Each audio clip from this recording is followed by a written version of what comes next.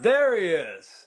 Hey, Ryan. How you doing, my friend? So happy to see you. Yeah, good to see you. Good to see you.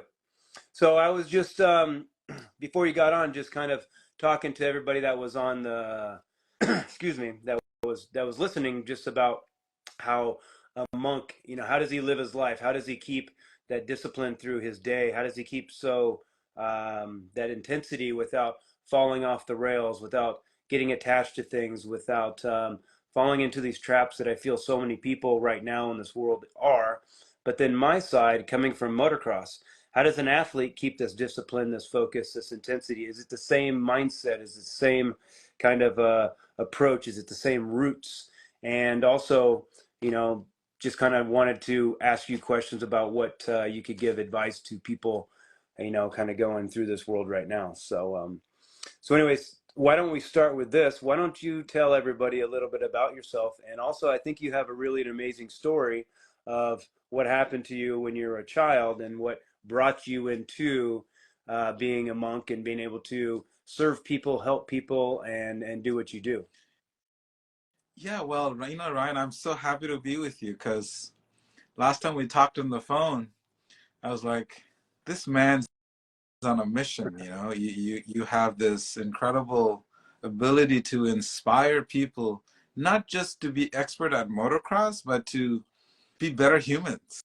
And I think that was like something that I felt very drawn to about you. You're not just a motocross champ, but you are you're actually changing lives and building character through this incredible talent that you have. So anyway, I'm just so happy to be Well, with you. thank you.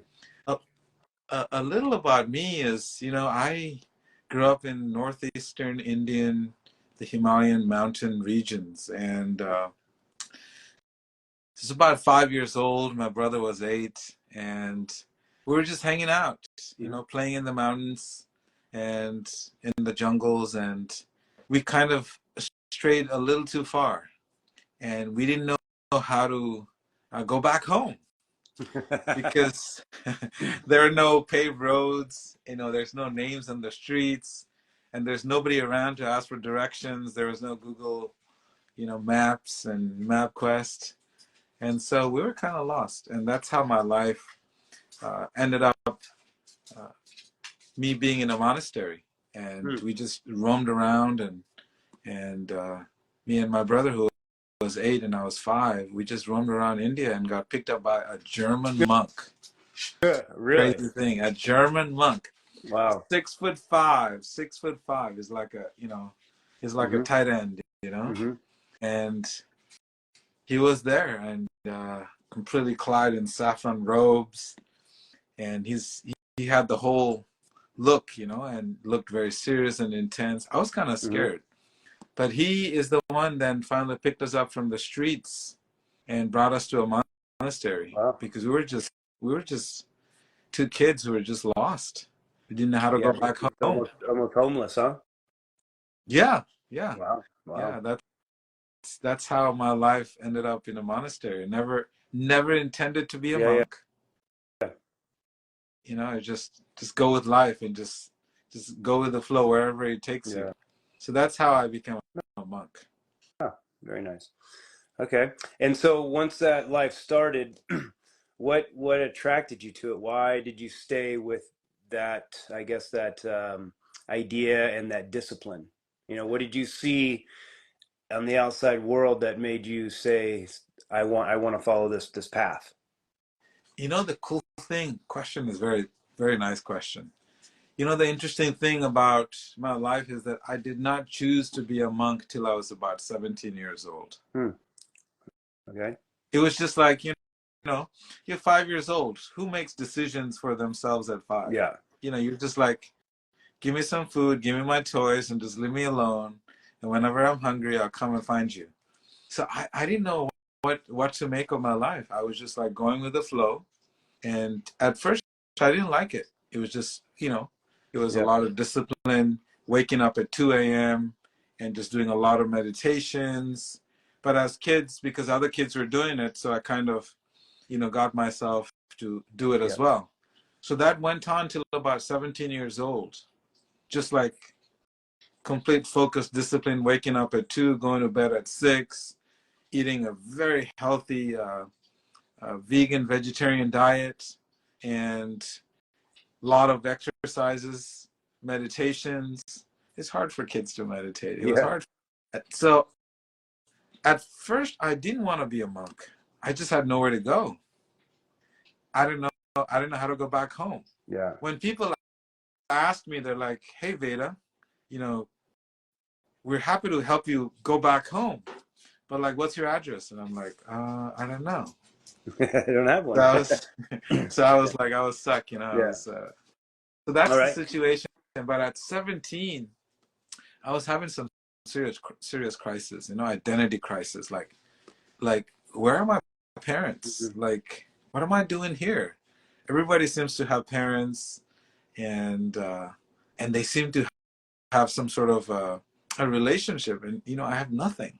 Yeah. So for all those years, I was just like a little disassociated from my reality that I grew up in, and I kind of got programmed to just be a disciplined monk. Hmm. So at 17, when I had that crisis in life, then I had a lot of tools, Ryan. Yeah. Those tools, they really, really helped me to, uh, you know, make things very clear in my path. What is it that I want in life?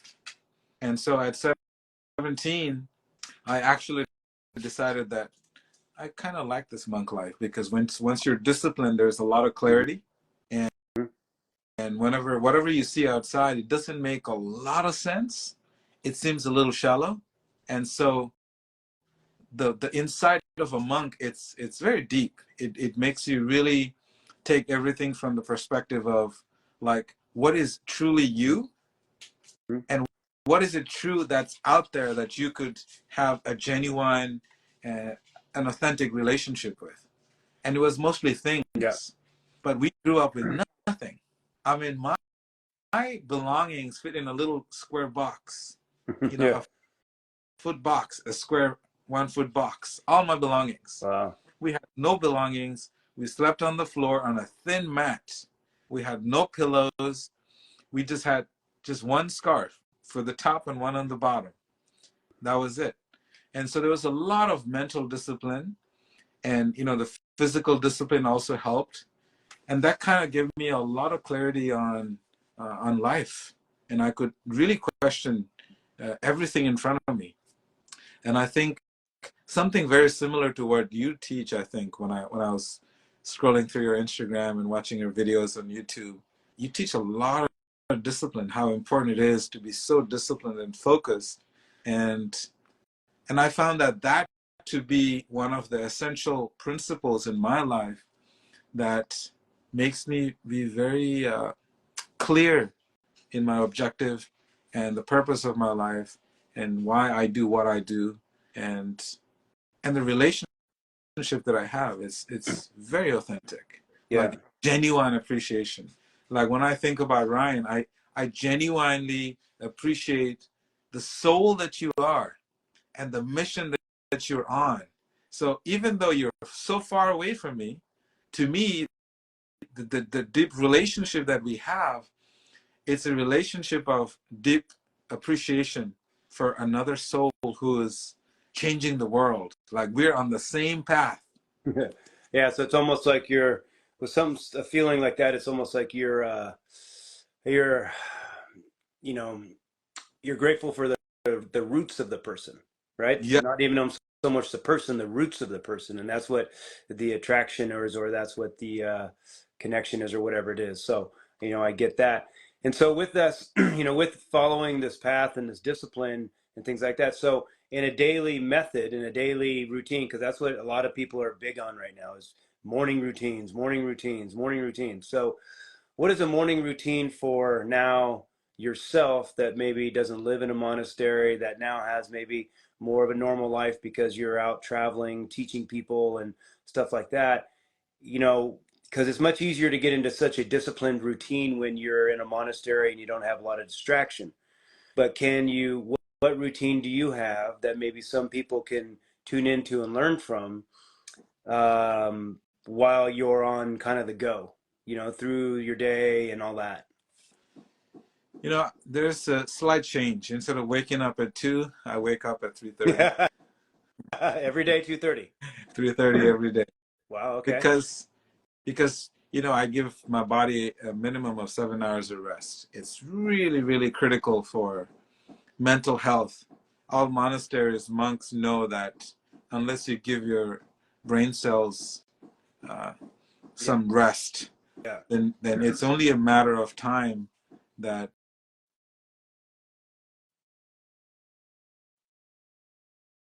Yeah. some extra challenges in life. Hmm. And I don't want anything extra. I just want to be consistent. So, because there is a lot of joy in having consistency, because Yeah. even like simple thing like when we eat, I'm a vegetarian, primarily vegan, but non-violent food consumption is what we practice in Hmm. the ashram here in the monastery here in Yeah. Atlanta. So the whole principle of that is to make sure that the food that we consume is conscious. Yeah. And so every day when we eat the same kind of food, the enzymes in our guts, they actually know what's coming at them. So they kind of prepare themselves to break the food down and turn it into energy. Yeah. So that's why monks generally have a pretty routine life. So everything is predictable. But Hmm. everything that's happening outside in their day-to-day lives, there's something else happening inside, which is there is a internal a bubble of joy that is continuously felt because everything is so consistent in our lives outside that inside it automatically also becomes consistent because Yeah. Yeah. Yeah. there's a harmony with the outside and the inside. When there's congruency, then things work out. If things are not congruent, then there is some sort of friction. Yeah. So that's why we wake up in the morning and 3:30 a.m. and we always take a cold bath. Not a bath, a cold First thing. shower. Cold shower. Cold First thing you shower, do. first thing in the morning. Right when you Cold shower. wake up, Cold cold shower. Yeah. shower. At 3:30 in the morning. 3:30 in the morning. Cold Gotcha. shower. Okay. And then we have our every day we have our meditations. Yeah. And one of the first series of meditation that we do is the gratitude. Hmm. Like counting the blessings that we have in our lives, the Yep. friendships, the community, the world that we live in, and everything that we have around us, and the people that are around us, and people that have contributed to us being a better human being. I mean, you have changed the lives of, I know, hundreds of people. And so imagine those relationships of gratitude, that gratitude, the frequency of gratitude, it actually touches one heart to another heart. And that Yeah. communication in yoga, there's a word in Sanskrit, but when you translate it, it explains intracardiac communication. Hmm. That means when one heart communicates with another heart, no words are needed. You just Yeah. deep feelings of gratitude between two people. When we see each other, you're just filled with deep love and appreciation for each other because that gratitude has been cultivated. Yeah. So that's what we do every morning. We practice deep gratitude and sound meditations and a lot of prayers. And then we end up doing physical asanas. We Hmm. can't just be living in our mind. We got a body. That's the functional reality that we have. And we have to deal with it. We have Yeah. to address its needs. So, the different yoga exercises, the poses that we do. And we also do a lot of deep breath work. Okay. And you know very well that breath is everything. Yeah. No, Without breath, breath it's is is very big. So going off that, you know, there's times because I live, you know, and again, when you're a monk or you live, you have to live to learn. You have to learn to live alone. You know, yes. and so I live alone. There's not a dog, not a cat, not anything. So I live You're alone. just an And urban monk. You're a modern monk. That's yeah, all you are. on acreage and that. So I'm completely alone. So there's times you wake up in a little bit of despair, or you wake up a little bit with fear and stuff like that.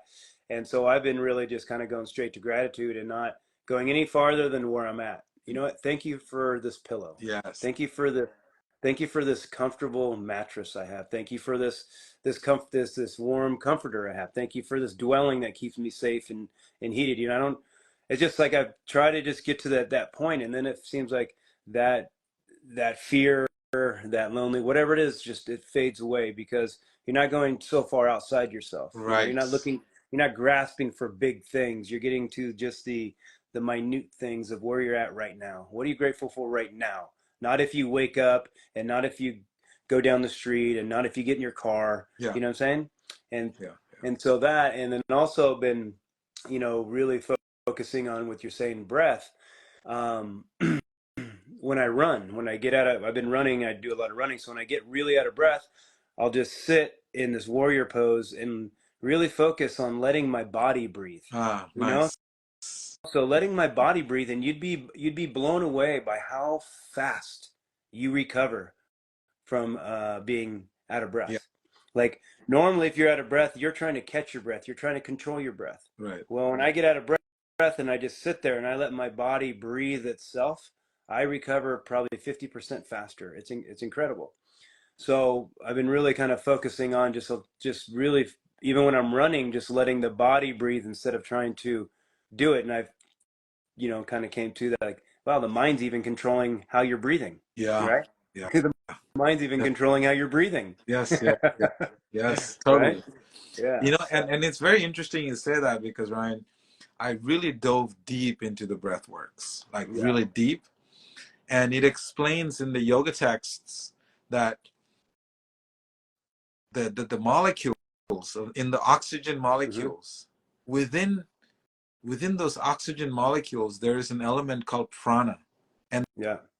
that prana is life molecules, and that's the divine that exists in the prana, which is the oxygen Yeah. molecules.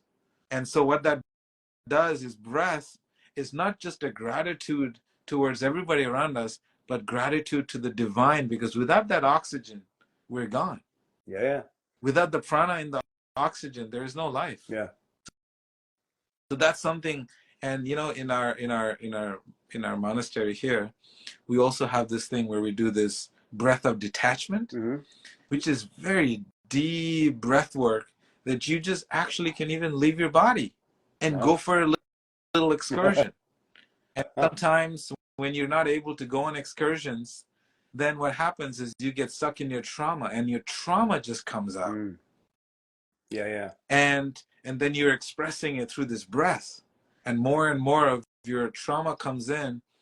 And it's a very beautiful exercise that I teach, especially American kids. Sometimes at a young age, there's a lot of traumas in their lives. Yeah. And so, I mean, I know for you, I mean, I was talking to Drew about you, and he told me how many times, how many bones you have been, you have broken in your body.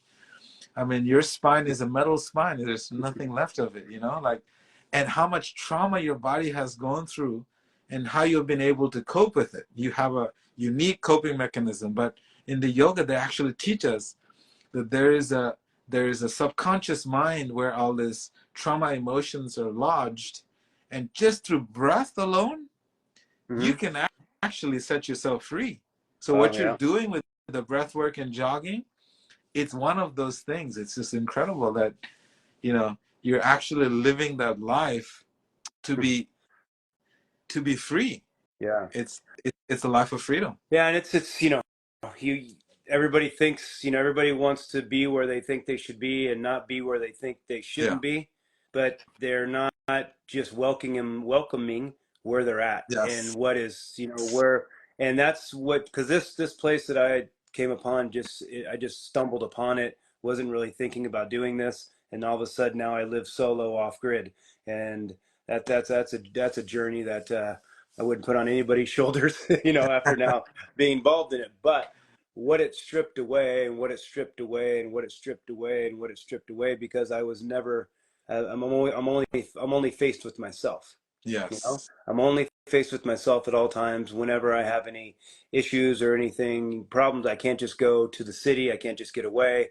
this and that. You're just faced with yourself. And then you start seeing how these things are so kind of Yeah. fictitious, right? They're just stories made up, or, just whatever. So, like I say, living, having that solitude is so important, I think, nowadays. And this is what my kind of argument with people is like, look, everybody wants to go find a monk like yourself. Everybody wants to go to church. Everybody wants to get a book. Everybody wants to do ayahuasca to get out of their life. But what do? They go right back into the life that they're trying to escape. So Right. they never take those gems that they got from yourself, from church, from plant medicine or whatever, and be able to input them into their life, because now they're right back into that distraction or that constant entertainment, Right. and so that's, to me, one of the biggest things that I feel that society needs right now is some solitude with themselves, so they can almost like come back home, because we're getting too detached from ourselves through the social media and outside, you know You're so spot entertainment. on. You're so spot on. You sound like a monk, you know? This is how uh, this is how the monks teach us, yeah. you know? The So I importance want of to, solitude, you yeah. know? So I want to ask you. I feel that's one of the most powerful things that I've done in my life, or not done. It just happened, And yeah, I want to run from it, and but I keep bringing myself back to just living this way, because I know it's for a reason. What would you say for the people nowadays that going through the life that we live? What would say one number one thing somebody could do in their life to kind of just soothe that constant roller coaster of emotion and mental, kind of anguish, I guess. Such a deep question. You know, one of the things that we learn, the first thing is to just pause in life, Mm-hmm. pause and just Yeah. breathe. Yep. And for a moment, just be in the present. Because as you were just mentioning, everyone's going somewhere, trying to get something, trying to be with someone, but they're never with themselves. So what happens in pursuit of being with someone, being somebody, all of that, what happens in the process is we lose ourselves. No. So then we have this major crisis in our life, which is our identity crisis. Like, who the hell are you, Veda? Like, No. you got a name, you got a label. Like, who the hell are you? And everybody in this world are looking for designations. And with every designation comes an expectation and anticipations. And then finally, letdowns. Yeah. So in our monk meditation, the first thing we do is just no label. You're present. Feel your presence where you are, and just be uh, in the moment. Okay. Without, And so, to stop there, so there's so many people not educated or I guess experienced as yourself. So how could you tell somebody to be in the present when nobody knows even what the present is, because we're also afraid of it. So so where fantastic. how would you tell somebody if they're sitting, because nobody's just going to get straight into meditation, as you know, the mind's going to go Yeah, crazy. But how to tell somebody to kind of tune into the present? What would you do? I love it. They can just pause, 5 second pause, Yeah. and just watch their breath go in and out. Mm-hmm. Just, take 5 seconds, pause, like 1, 2, 3, 4, 5, pause. Whatever you're doing, sit down, pause, and just watch your breath go in and out. Mm-hmm. And as soon as you watch your breath going in and out, what this meditation does, it's a very simple way to pause life. Yeah. Every time we inhale and exhale, you'll notice there's two pauses.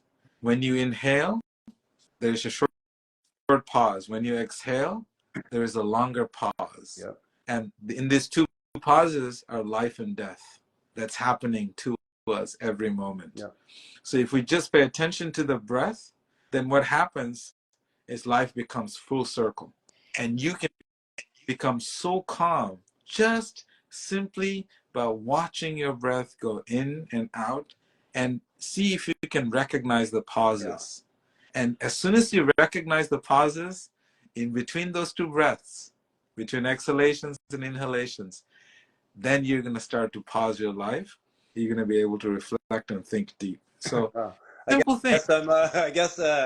I guess I'm a little bit yeah, because that's exactly what I do. So Yeah. when I sit there, I'll feel the breath. I'll feel my breath hit my nose, you know, Yes. and then I'll follow it all the way to the end. Watch it turn Yes. and watch it drop, and then follow it and feel it go all the way out. Feel it turn and then hit it my nose again, and then all the way back up. Feel it turn. You know, and that's the best way for me to even. That's what I use when I'm sleeping. If I'm Yes. sleeping Yes. and This my works mind for is insomnia. You're and my right. mind is racing, that's just what I go to. I feel my Yes. breath, you know, and feel my breath, and then three, about four, six of those, and then the thought is changed or gone, Yes. you know, and Yes. so, Yes. See, or you think again, and then you bring it right back. At least you have yes. something. At least you have a technique to bring it yourself back to, and that's what I like to do. Is everything that I teach is through technique, right?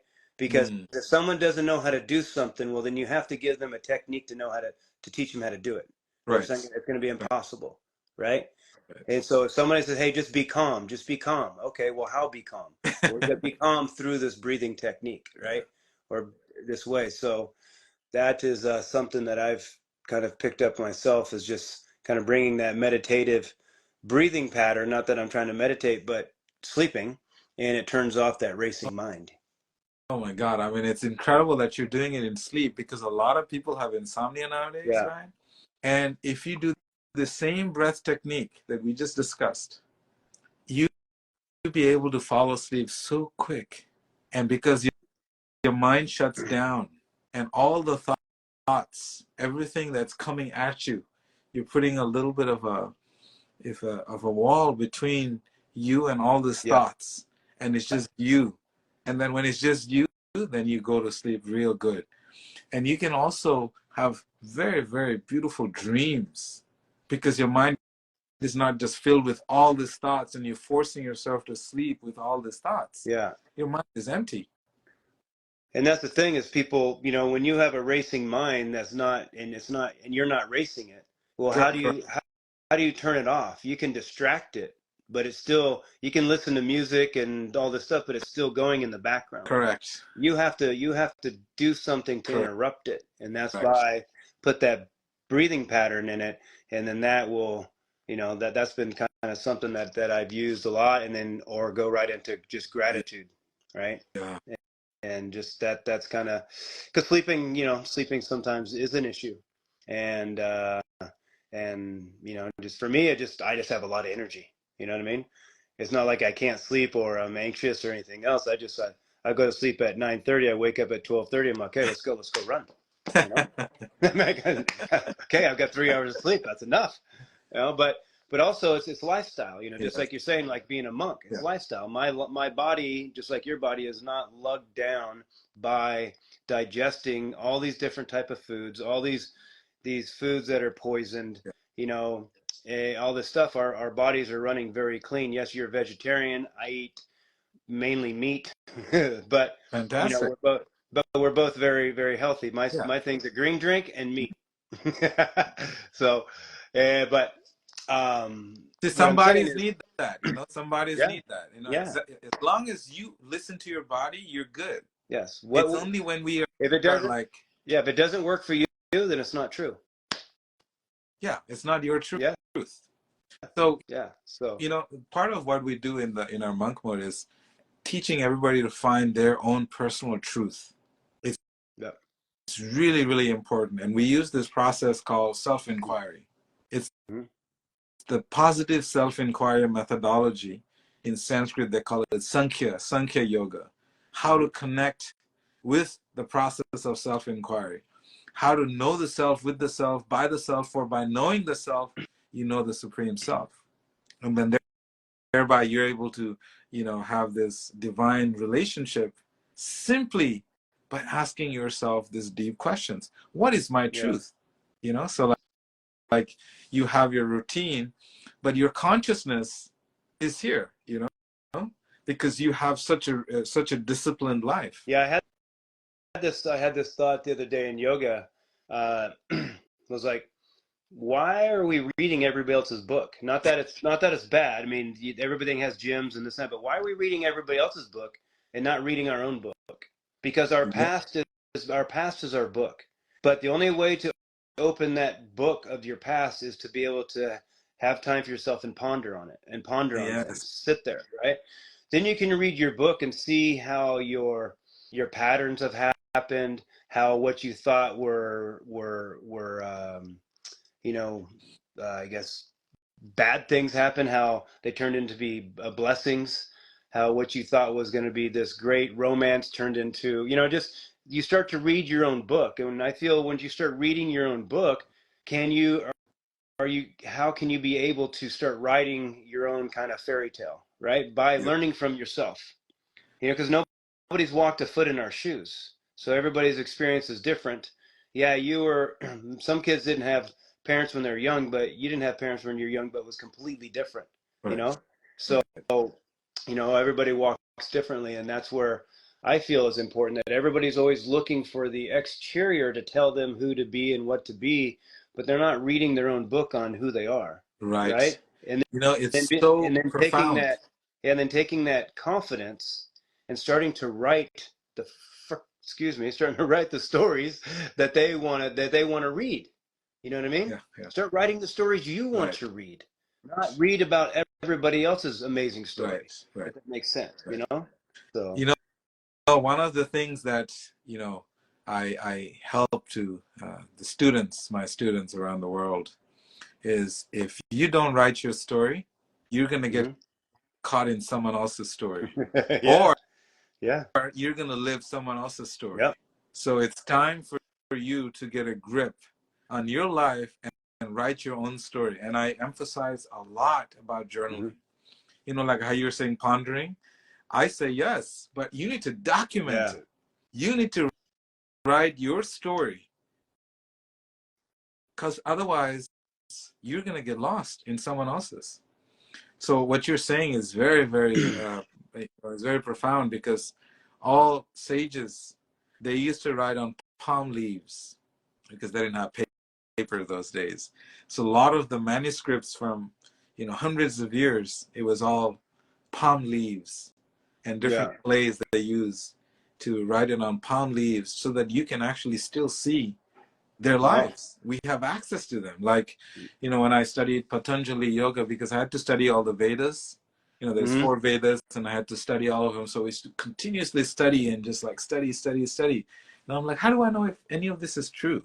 yeah, Like it yeah, could be someone just waking up and writing their stories and want us to buy their stories. Like, I don't want to yeah, buy their stories, yeah, So interesting yeah, thing, when you go around, you can see the palm leaves, and the most common theme that they always explain is that just as I have written my story, it's time for you to write your story. Your journey is yours, is yeah. unique to you.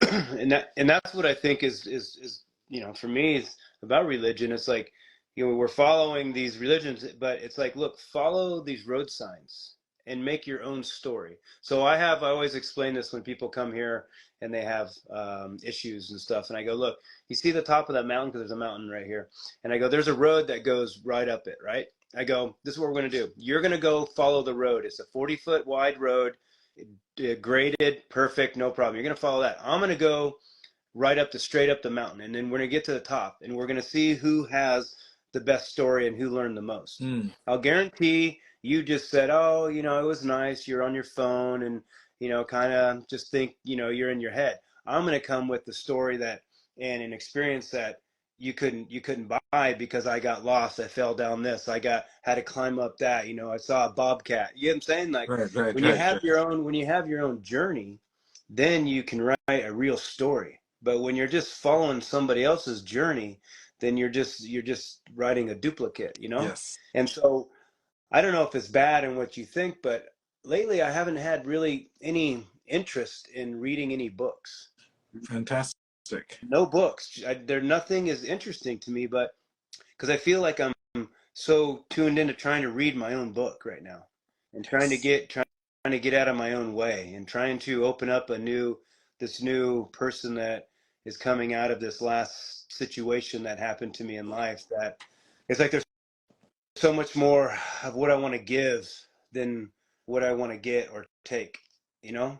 And You I know, have it so much time in my life for people or somebody. And it's just a completely different time in my life that I'm like sometimes standing back going, wait, who is this guy? You know? So I don't know. So what do you think about, not feeling like you need to read something and just, very you know? much in line. You're speaking everything like a monk would speak, you know, your lessons that you're sharing. Hmm. Because we have this in monkhood, we have this philosophy that you don't need anybody outside. You are the best teacher for Yeah. yourself, and you are the best doctor for yourself. Yeah. I remember I was speaking at one university, and they asked me, they tried to put me on the spot, and they asked me about the medical science world. Hmm. What do you think about it, Veda? And I said, let me just ask you a question. And I said, if your health is someone else's business, what do you think you're going to get? And I, Yeah. and Huh? I left, Yeah. I was like, I love okay, it. I'll let Yeah. you guys Yeah. answer it. Yeah. Yeah. So it's really, really important what you're saying, because this is what we teach, that don't need to go out there. I spent, you know, 42 years of my life, you know, Hmm. just constantly looking and searching and studying. And at the end, I go full circle and I come back. It says, Veda, everything you have seen, you have heard, you have learned, really was simply to bring you to your heart, to bring Yeah. you to you, so you can find yourself and know your true authentic self and be that authentic self. Yeah. So this is the very important principle that you're also sharing, that how important it is to stop reading. For once, let's spend time with Yeah. Ryan. Like, you Yeah. need to spend with Yeah. you, with nobody else. Yeah. I feel so many people just want to read because they wanted to show everybody how smart they think they are. Like, look at all these books I read. But you're reading so many books that you can't even comprehend any of the knowledge in there, or even put it into your life, right? Put it into I feel it takes time for you to bring a lot of this information and make a change in your life, because a lot of stuff is so almost like it's so habit. It's so habit you're not even aware of it. You So Ryan, it's so nice you say that, because I always think about this principle, how our whole life we're being programmed by somebody. yeah, Everything we eat, every decisions we make, every kind of clothes that we wear, all that is chosen by someone else. yeah. And right now I I call it social cancer. It's social media. Like these kids that are 15, 16, 18 years old, Yeah. they can't make a decision. They don't know how to express themselves. They don't even know how they feel because they've been told everything, like you're Yeah. saying, since day one. Because they've been born with a Yeah. phone, right? Yeah. And it's pretty staggering. I mean, I coach a lot of kids in a very aggressive, dangerous sport, and they're like the softest things I've seen because they don't have any self confidence, self worth, because they've never put a step foot, forward themselves, or made it, or trusted themselves on a Correct. decision, and You and that's where I feel so many notice people. every time they want to make a decision, they're gonna do a Google search, and they're gonna Yeah. do a YouTube search, they're gonna do a or, Facebook or search. they wait for somebody to make the Right. decision for them. Right. Right. And so that's what I'm feeling is like we're the source. We're the source. And life is pulling us farther and farther and farther away from the Yeah. source. And that's why I feel there's so much aloneness right now in this world, because I hear people feeling alone or lonely, and it's like, how can you? But it's because there's just no connection, you know? Yeah, they're not And connected to themselves, yeah, Ryan. They lost their identity. They don't even know who they are. yeah. They're And it's always going sad, around comparing and competing with others. Yeah. And I mean, I always think of this scenario, right?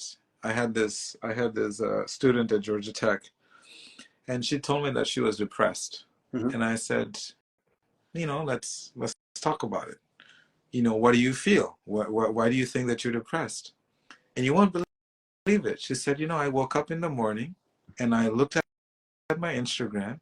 I had posted a picture of me before I went to bed, and I really put a good picture of me, Mhm. Veda. I wake up in the morning, and my best friend did not like and comment on my picture.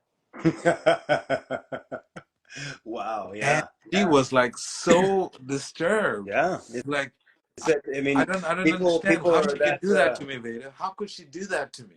She's my people best are friend. that sensitive. Yeah. People are that sensitive when you're on edge, right? And that's what I say is like, look, nobody, not this world doesn't have time for anybody anymore because everybody's cup is so full of their own shit. Yeah. Meaning the stresses, the dramas, the pressures, the expectations, the whatever it is that they don't have time for anybody. Right. But when you can live like you do, and I guess I just live this way. I don't know how. I'm not a It's your monk, but truth. Yeah. just the way I live. You start to empty that cup. You Yeah. start to empty that cup. So now you have so much more time Hmm. for everybody else because your cup is empty, right? Hmm. And that's the biggest thing is like you go back to, you know, you're talking about before. It's like you get on your phone, you get off it. Who you with again? Yourself. You go to the bar and have drinks with your boys. You come home. Who you with? Yourself. You go have sex. You wake up in the morning. Who you with? Yourself. So everything that you do is always going to bring you back to Right. yourself. Always going to bring back to yourself because that's because I've chased this world like nobody could chase it. Right? I've had fun, Veda. I've had fun. Okay. So, and now being alone and not being able to ride motorcycles and bicycles and do these things that I used to do that were so thrilling, my mind always goes to, okay, how can I entertain myself? And it does go to these things. Hey, let's go have some drinks with this, let's do this or let's travel here. But then I always think about, well, then what? Now what? Mm. And now what always leads me back to, well, I'm just going to be back to myself. Mm. I'm just going to be back here. Everything just leads me back to myself. And so that kind of helped me from chasing a lot of stuff because everywhere you go, you just end up back at yourself after it's Yeah. done. Right. Yeah. And, Yeah. and that's what you're talking about, that you guys stop looking for those exterior things. And in the monkhood brings you back to who you are. Right. And that's, It's very interesting thing you use the term drama, and in our monk training, there is a very beautiful metaphor. They said the world is a yeah. stage, And we're just actors. and we are just all actors, and we Yeah. continuously put on different costumes, Yep. and we react and interact with each other based on this artificial, inauthentic selves, not our true selves, but inauthentic, Yeah. because we put on all these costumes, and we interact.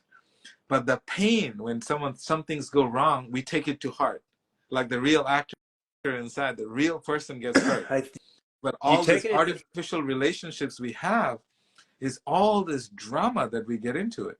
And this yeah. drama, because both people are fake, it's based on, meeting your sensory needs and meeting each other's expectations. And it's so transactional that the true essence of two people connecting heart to heart is not part of the Yeah. equation. And so therefore, that creates, from drama, it creates to trauma. And so a monk is supposed to be an observer of both Yeah. within Yeah. Not getting caught. oneself. They Yeah, see the drama inside, they're not like, getting let me just watch the drama. yeah, not getting caught in either one. Yes, Not yes. not standing on stage in the that and not going under the stage in the Right, drama. right. So yeah. No, it's it is true that it's like everybody's trying to put on a new persona and everybody wants I need to change. I need to change. I need to change. What do you need to You change? No, don't. you just need to you need to Yes, understand because the only thing you're changing in the next persona you're doing is really just you're acting out what you think other people are thinking of correct. you. That's it. You're acting out what you think other people are thinking of you. That's your character. Because most people, okay, if a lot of people call me crazy. Well, yeah, it might be a little bit, Who's but if I who's not crazy, Ryan?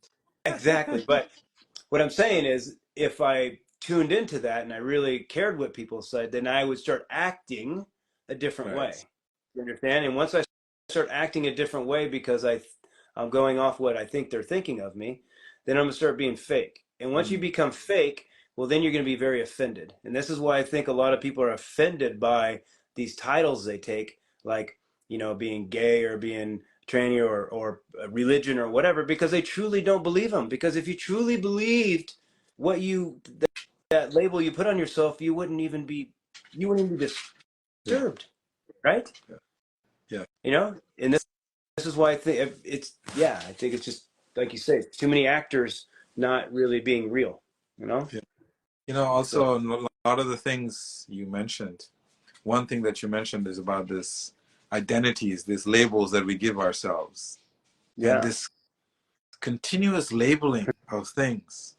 You know, it's crazy. I am a monk, and automatically there's an expectation. When you have a girlfriend, you say, she is my girlfriend. Yeah, And as soon as you have my girlfriend, then there's an expectation from her.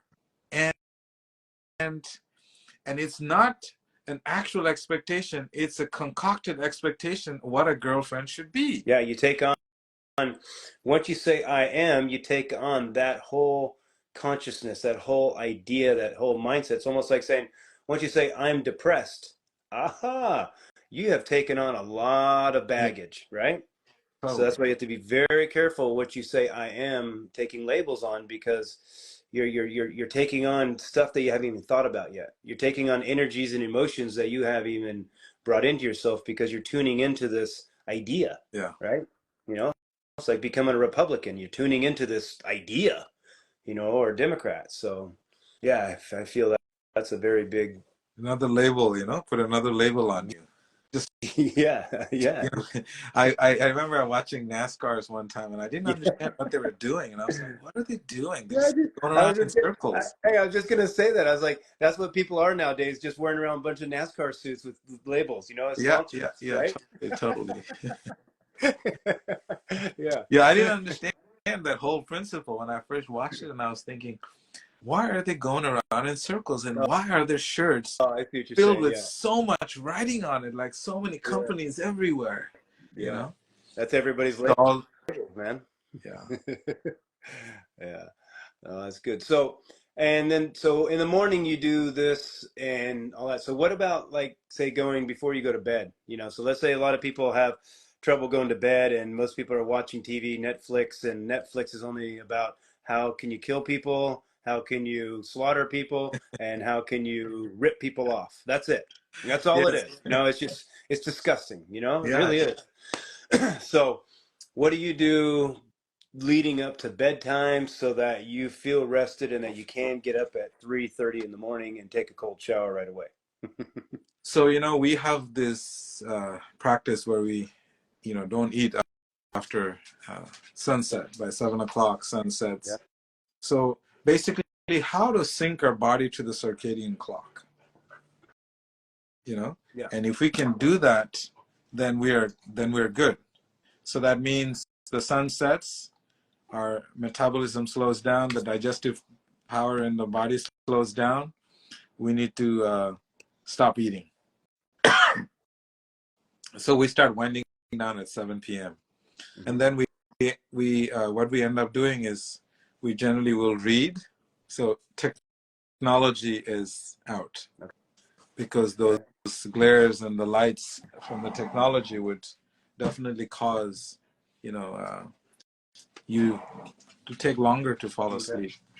So we technology off and we start reading, and we always drink something hot, like a hot tea. Okay. So the body is nice and cozy, and we always have a tendency to take warm showers in the cold showers in Yeah. the morning, warm showers in Warm the at night. afternoon, so Yeah. your Yeah. body is Yeah. relaxed. Yeah. Yeah. And you know, that's it. And people who have difficulty initially when they join the ashram here, the monastery here, we teach them this breath work. Just Yeah. watch your breath. You know, Yeah. just watch it. And sometimes it may take some people maybe 20, 30 minutes to fall asleep, and that's okay. Just keep watching the breath. Come back to the breath. Yeah. And then, you know, they're all good. So that's basically how we're able to wind down in the day, Right. and you know, and people fall asleep very easy. Yeah. And our meal is also very light, Yeah. you Very know, light. so it's not very You don't have a lot of digestion. yeah, Yeah, the body's not using yeah, excess energy. So um, now to keep this lifestyle, now let's say, because I want to try to keep this within an hour conversation and all that, but to keep this to keep this thing going. So what kind of mindset does it take to keep this discipline? Because I'm trying to say, okay, a motocrosser, let's say I come a motocross, an athlete has to have this discipline, this fortitude, this consistency, this intensity, this love. So it's almost like we have the same mind, but yours is going into silence and mine is going into violence, so to speak, right? And again, because we're racing a motorcycle at this, and the ultimate consequence is death. But the same mind is activating the same thing in silence and in yeah, violence, right? yeah, That discipline, that consistency, that fortitude, that you know that presence, that yeah, feel. That's yeah, everything that comes out when you're riding a motorcycle. And that's what the same thing is when you're trying to settle yourself down into meditation, right? yeah, Because the mind can never keep up with how fast motocross is happening. It's impossible, mm, right? So everything mm, has to become instinctual. Everything has to be, and everything has to have, you have to initiate everything, right? yeah, So I have to be moving my body before the bike moves. I'm initiating everything, and then everything has to come from instinct, from what I've learned in the past. And then it comes out naturally where I'm not thinking about it. It's happening, right, right? And so that's why our sport is so addicting also, is because it almost, your mind disappears. Like, I'm silent when I'm on the edge. That's when I'm most calm, is when I'm on the edge, because my mind turns off and I'm completely into my instinct and completely into my intuition, mm, right?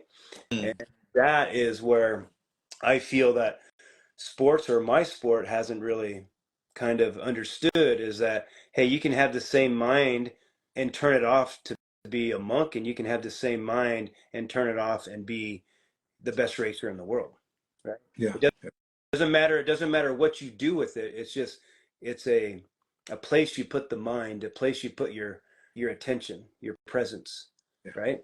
Well, true, And then you can do anything with it. true, true. Yeah. You know, one of the things that we are very dedicated to is to understanding the mind and having a mastery over our minds. Yeah. So we in the monkhood we study the four functional levels of consciousness, and the first one is fear, and the second one is reward. Every action in this world, if we reflect back on it and see why do we do some things, it's fear, and fear sells. I mean, it sells so much that most of our U.S. economy is, a large portion of it Yeah. is Based on, in yeah. arms, because fear sells. Yep. Because that's our, you know, it's one of our functional realities. And then the second one is reward, that you do something, you have to get something back. And the third one is a duty. You know, mothers have duties, fathers have duties, and everybody has some duty towards, dutifulness towards others. And then the fourth one is love. So in our monkhood, we try to understand what is that pure essence that we are all seeking after. Mm-hmm. Because in motocross, you have such deep love for it, like it's your first love. You know, it's Yeah. such deep feeling of gratification that you get. So everyone has this different levels of feeling of contentment within themselves. And it explains, in our meditation, we explain that real love is connecting with yourself and the divinity within yourself. There's no divine outside, it's inside. Yeah. So when you connect with yourself, and then through that connection with yourself, then you're able to connect with the divine, because unless and until you connect with yourself, there is no connecting with the divine. Yeah. You can go to church and you can go, you know, you can do whatever you want, trying to find that connection. Good luck. You don't even know who the hell you are. Yeah, yeah, yeah, How are you going to find yeah, anybody, yeah, you know? yeah, yeah. So this is one of the big ethos of our, you know, monkhood, that we really want people to find themselves and connect with their true essence. Yeah. And then you can find the supreme essence. So this is something that our main focus in the monastery. And of course, you know, the physical stuff is there, the mental stuff is there, the breath is there, and the meditations are there, and continuous study.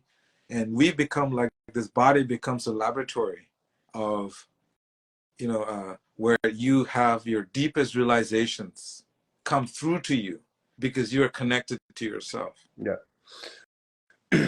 Yeah, and that's the same thing with like motocross too, is like, you know, I tell my riders, I go, you know, look, today you're not the boyfriend, you're not the husband, you're not the friend, you're not the social media, you're not the Right. persona, you're not the anything, you're not even the rider for this team. You are whoever the name is, and you were born to do this. So go express it. Go Right. express it through your technique, express it through your speed, express it through your intensity, express it through your precision, your focus. You get what Yeah. I'm saying? That's where I feel that the best are the best because they can be more present than the rest. Right? Nice.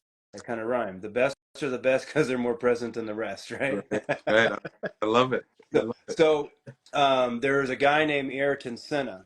He was a Formula One driver from Brazil, one of the best. You know, unfortunately got killed in a race, but he was in Monaco and was dead last, and it was a rain race. And this you're racing through Monaco. It's like you can't even imagine it, right? But this guy came from dead last to first or whatever, and he said that he was so present that he felt the essence of God I love that. because he like you say he was just all sense, you know. Right. And it was in his documentary, and that's what I'm saying is like I No, but I Ryan, feel Ryan, one thing, Ryan, when I you love ride what you the just said. when you ride the best, when I have my best days, it just happens. It's like what you were born to do just came out, and there wasn't any fear on it of what if, what could, what might, not any expectation on it of what I should get out of it. It's just you're doing it, you know, Mm-hmm. and that's when I feel you're connected with self, and again, that's when why the best are better than the rest, you know, One it's because I feel that present. one word you said that I really liked was uh, your senses. In order to feel the essence of yourself, the senses kind of have to disappear. Your sense of sight, hearing. Yeah, When you lose all of that, and you get connected to your essence, and then you can actually feel the divine in your essence. yeah, Otherwise, yeah, it's not something that you can have access to. yeah. So the thing is that like really somebody that goes about motocross could almost take that same idea, that same mindset, and bring it into into more of a meditation or understanding themselves. Sure. You know what I'm saying? Because you got to focus, you have to be disciplined, you have to be calm. You know what I mean? So you almost could take that same idea and bring it into being very still, right? Yeah, absolutely. And, I think and it's meditation. yeah, Motocross is meditation. yeah. I mean, for how fast it happens, because again, motocross in motorsports, wheeled sports, motocross is looked at the highest level. Hmm. Like what we do is the highest level of racing, what it takes from an athlete, what it takes from the body, what it takes from to ride a motorcycle in motocross or supercross. It's the highest level. So I feel because when you get into other sports, they can talk. We can't talk, right? So things are happening so fast and quick that I feel that our attention or whatever is almost in another kind of click or another space than the rest of anybody who's racing any other divisions. That makes sense. Yeah, yeah. And I don't know, just you know, because I've thought and pondered on this shit for thousands of hours, right? And that's just how my mind works. I love to take things and take it to the finest point. Where did it start? And then, you know, I can figure out the Yeah, answer.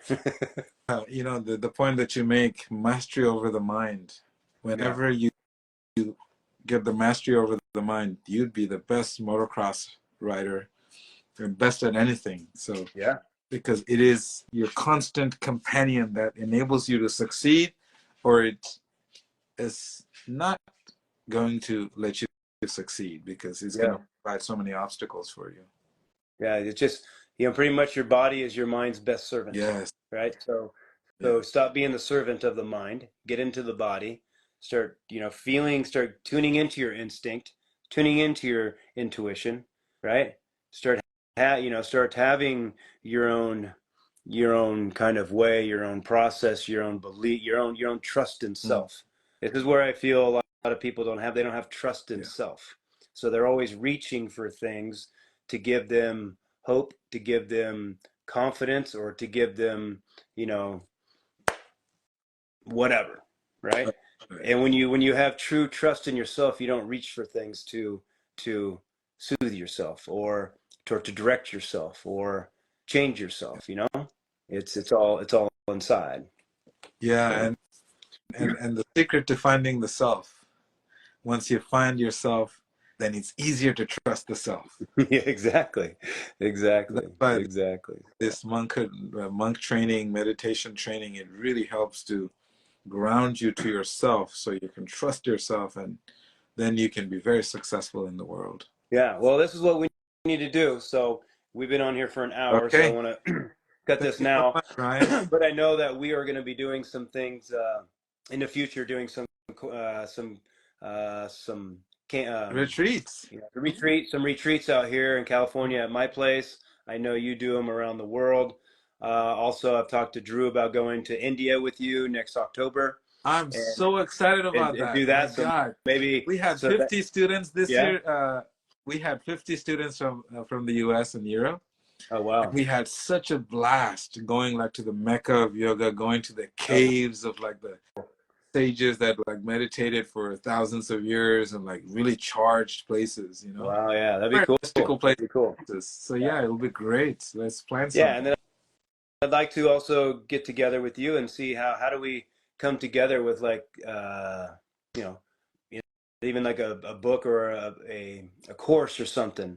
How to be a monk in motocross, right? Just but all I'm totally how to be a game. monk in motocross, but just all mindset stuff, Yeah. breathing pattern, very simplistic, but just to get people how to be more tuned in and how to get themselves away from fear patterns and also get themselves away from the past. Because in motocross, the fear of failure is Mm. massive, and bringing in the past into the present is something that holds people up. Like a bad injury or a bad accident.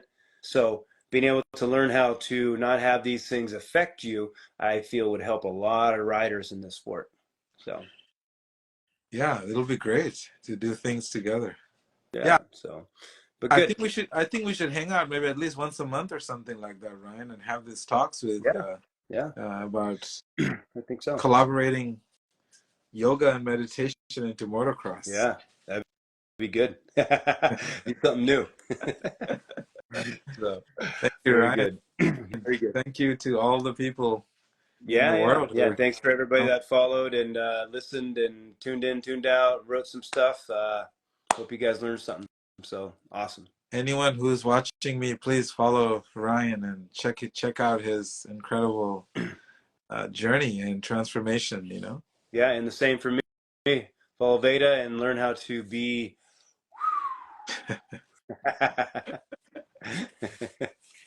So very good. Love your spirit, my Thank friend, you. and look forward to seeing you and going on one of these journeys and helping Absolutely. some people. Yeah. Absolutely. Thank you, Ryan. I All appreciate it. right. Yep. Peace. Peace.